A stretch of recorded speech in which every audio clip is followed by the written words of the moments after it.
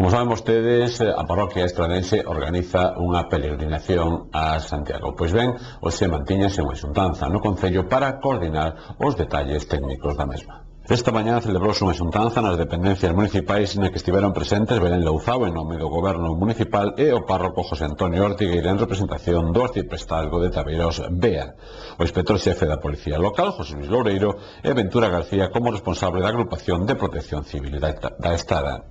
O obxecto deste encontro é fixar os protocolos de seguridade de cara á peregrinaxe que terá lugar o vindeiro sábado 20 de marzo. Desde o Concello e as forzas de seguridade pública lembrase que é necesario cumprir cunha serie de obrigas á hora de facer o itinerario, dado que este transcorre con gran parte de estradas de alta intensidade de tráfico.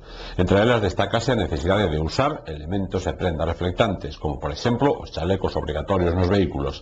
Tamén é obrigatorio circular pola marxa esquerda da calzada, en ringleira ou por parellas, evitando facer grupos que invadan a propia calzada. Outra recomendación son levar calzado cómodo e xa usado e hidratación, preferentemente líquidos azucarados.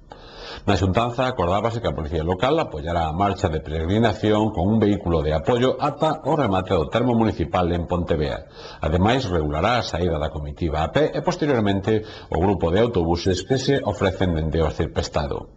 Pola súa parte, Protección Civil disporá de un vehículo de apoio que acompañará a peregrinaxe ata Santiago de Compostela, ademais dunha ambulancia que estará presente durante todo o percorrido, por se resultara precisa algunha asistencia médica.